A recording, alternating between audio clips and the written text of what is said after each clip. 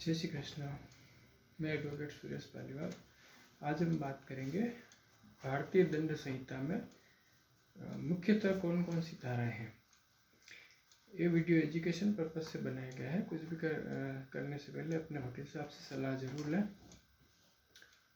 Video को अंत तक जरूर देखें ताकि आपको जो है मेरे द्वारा समझाई गई सारी धाराएं समझ में आए।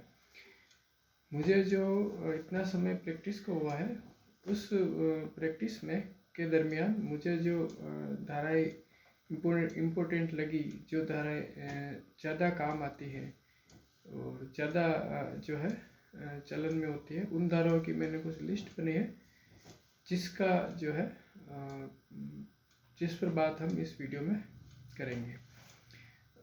तो सबसे इस लिस्ट में सबसे पहले है धारा 120B भारतीय दंड संहिता। 120B में क्या होता है, जब कोई अपराध 4 या अधिक व्यक्तियों द्वारा किया जाता है तो इस ग्रुप में अपराध करने वाला प्रत्येक व्यक्ति उसी प्रकार दोषी होता है जिस प्रकार प्रत्येक ने जो है, जैसे माना कि किसी एक व्यक्ति ने मर्डर कर दिया लेकिन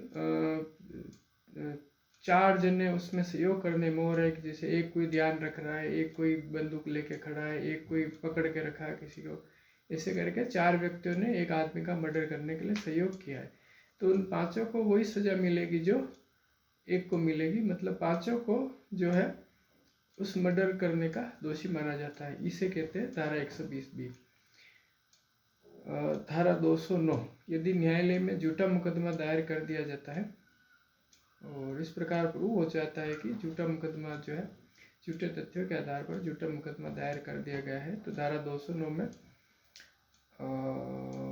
धारा 209 IPC इंडियन पेनल कोड का अपराध बनता है जिसमें 2 वर्ष का कारावास और जुर्माना दोनों की सजा दी जा सकती है। धारा 279 धारा 279 भारतीय दंड संहिता की जो है धारा, वो गफलत में गाड़ी चला के एक्सीडेंट कर देते हैं तो उसमें लगती है, जिसमें 6 माह का कारावास हो सकता है और 1000 का जुर्माना का दंड दिया जा सकता है। धारा 295, किसी पवित्र वस्तु या धर्म, मंदिर इत्यादि का जो है अपमान करना, तोड़फोड़ करना, इस पे धारा लग सकती है जिसमें 2 वर्ष का कारावास और जुर्माने का प्रावधान है। धारा 302 हत्या पे लगती है जिसमें मैक्सिमम फांसी दी जाती है, आजीवन कारावास और जुर्माने की जो है सजा भी दी जा सकती है। 304 हत्या की कोटि में न आने वाला मानव वध। 302 के बाद में 304 होती है जिसमें आजीवन कारावास या 10 वर्ष या जुर्माना की सजा दी जा सकती है। धारा 304 क, उपेक्षा से हत्या। उपेक्षा मतलब काम को दूसरा कर रहा है लेकिन आशय कुछ दूसरा कार्य करने का है, लेकिन उस आशय से गफलत में किसी हत्या हो जाती है उपेक्षा से, काम सही नहीं करने से, तो धारा 304 क लगती है जिसमें 2 साल का कारावास और जुर्माने की सजा है। धारा 304 ख, दहेज मृत्यु। दहेज मांगने के कारण किसी लेडी की हत्या कर दी जाती है तो 304 ख, जिसमें आजीवन कारावास की सजा का प्रावधान है। धारा 306, किसी को आत्महत्या के लिए उकसाने पर धारा 306 IPC इंडियन पेनल कोड की धारा लगती है जिसमें 10 साल का कारावास और जुर्माने की सजा दी जा सकती है। धारा 307, हत्या करने का प्रयास। हत्या करने का कोई प्रयास करता है, हत्या नहीं हो पाती है और साबित कर दिया जाता है कि इतनी गंभीर चोट थी जिससे हत्या हो सकती थी, तो धारा 307 लगती है भारतीय दंड संहिता की, जिसमें 10 वर्ष का कारावास और जुर्माने की सजा का प्रावधान है।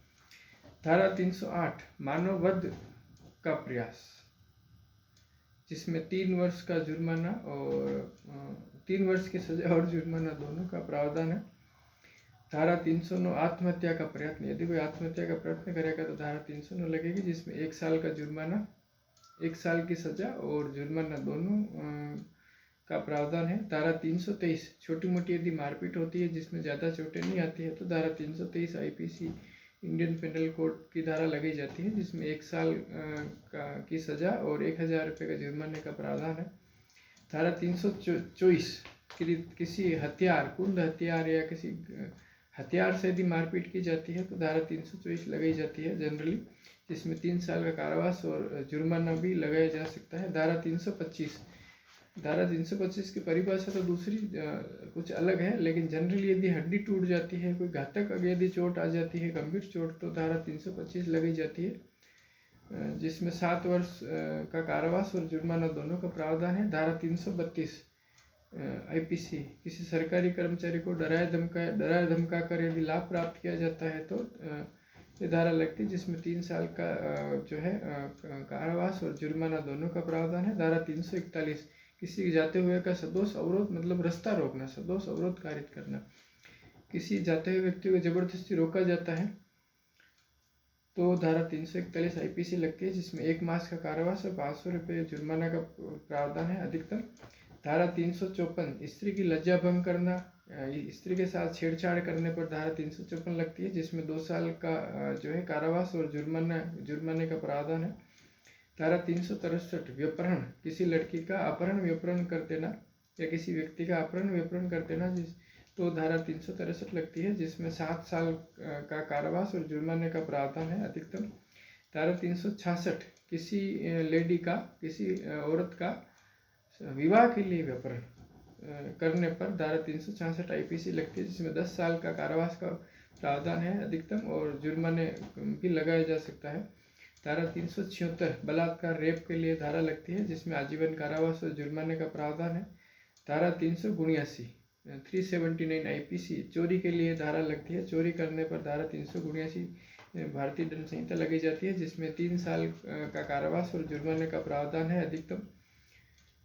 धारा 392 लूट करने पर यह धारा 392 लगाई जाती है, जिसमें 10 साल का कारावास और जुर्माने का प्रावधान है। ये जो कारावास और जुर्माने में से जो बता रहा हूँ ये मैक्सिमम है, इसमें कम की सजा भी दी जा सकती है।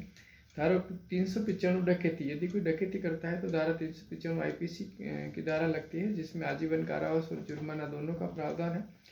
धारा 396 डकैती में हत्या, यदि डकैती करते हुए हत्या हो जाती है तो धारा 396 भारतीय दंड संहिता की धारा लगती है, जिसमें फांसी, आजीवन कारावास और जुर्माना सभी का प्रावधान है। 406 आपराधिक न्यास भंग, आपराधिक न्यास भंग मतलब कि कोई जो है एग्रीमेंट, इकरार इत्यादि किया जाता है, जिसका जो है किसी अपराध के आशय से उसमें जो है उसको तोड़ा जाता है, या आपराधिक हिसाब से कोई इकरारनामा वगैरह आपराधिक न्यास भंग किया जाता है तो धारा 406 लगती है, जिसमें 3 साल की सजा और जुर्माना दोनों का प्रावधान है। धारा 411 चुराई हुई संपत्ति लेना, यानी कि यदि यह जानते हुए कि यह संपत्ति चुराई हुई है, उसको कोई दुकानदार खरीदेगा, कोई व्यक्ति खरीदेगा तो धारा 411 आईपीसी इंडियन पेनल कोड लगेगी, जिसमें 3 साल का कारावास और जुर्माना दोनों का प्रावधान है। धारा 412 डकैती की हुई संपत्ति यदि कोई दुकानदार कोई व्यक्ति खरीदता है तो धारा 412 लगती है, जिसमें आजीवन कारावास और जुर्माना दोनों सजा का प्रावधान है। धारा 420 छल करना, यदि कोई व्यक्ति किसी के साथ लाभ प्राप्त करने के लिए छल करता है तो धारा 420 आईपीसी इंडियन पेनल कोड लगती है, जिसमें 7 साल की सजा और जुर्माना दोनों का प्रावधान है। धारा 451 दंडनीय अपराध करने हेतु गृह अत्याचार, यदि कोई दंडनीय अपराध करने के लिए घर में घुस जाता है जबरदस्ती तो धारा 451 लगती है, जिसमें 10 साल का कारावास, 10 साल की सजा और जुर्माना दोनों का प्रावधान है। धारा 452 हमला करके अगर कोई घर में घुसता है, गेट वेट तोड़ के अंदर लड़ाई झगड़ा करके हमला करके अगर गृह अत्याचार करता है तो उसको 7 साल का तो धारा 452 लगती है, जिसमें 7 साल की सजा और जुर्माना दोनों का प्रावधान है। और यदि कोई कूट रचित दस्तावेज यानी कि नकली दस्तावेज, नकली सर्टिफिकेट इत्यादि, नकली एग्रीमेंट इत्यादि बनाता है जिससे कोई अन्य लाभ प्राप्त करते हैं तो धारा 467 आईपीसी, धारा 467 भारतीय दंड संहिता की धारा लगती है, जिसमें आजीवन कारावास और जुर्माना दोनों सजा का प्रावधान है। धारा 494 एक पत्नी या पति के जीवित रहते हुए दूसरी शादी करना, यदि कोई अपनी पति या पत्नी के जीवित रहते हुए दूसरी शादी करेगा तो धारा 494 आईपीसी भारतीय दंड संहिता की धारा लगेगी, जिसमें 7 साल का कारावास और जुर्माना दोनों का प्रावधान है। धारा 497 आईपीसी जार कर्म, यानी कि कोई जार कर्म एडल्ट्री यदि करेगा तो धारा 497 भारतीय दंड संहिता की धारा लगेगी, जिसमें 5 साल का जुर्माना है, 5 साल की सजा है।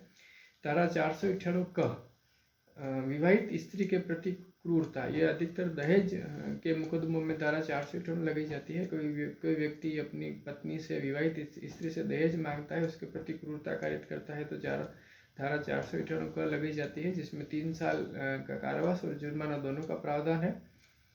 और धारा 500 मानहानि, यदि कोई अखबार में या किसी प्रकार से मानहानिकारक लेख इत्यादि प्रकाशित करता है, किसी की मानहानि होती है किसी कारणवश कोई झूठा मुकदमा इत्यादि करने से, तो धारा 500 आईपीसी में मुकदमा किया जाता है, जिसमें जो है मानहानि कारक लेख इत्यादि प्रूव करने पर सजा दी जाती है। तो आज के लिए बस इतना ही। वीडियो को लाइक और सब्सक्राइब जरूर करें। धन्यवाद।